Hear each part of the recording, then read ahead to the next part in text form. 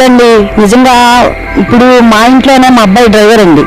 డ్రైవర్లు మా ఇంట్లో మాలేసుకున్నారండి. ఏడుగురు స్వాములు కిరాయిలు లేక అసలు ఎంత అల్లాడుతున్నారో నిజంగా దేవుడి దగ్గర మొరపెట్టుకుంటున్నాడు. అవునండి, అభివృద్ధి చెందుతుందండి. రోడ్లు చూస్తున్నాం కదండి, గుంతలో అందులోనేమో పడిపోయిన వాళ్ళకి ఎముకలు ఇరిగిపోవడం, కాళ్ళు ఇరిగిపోవడం.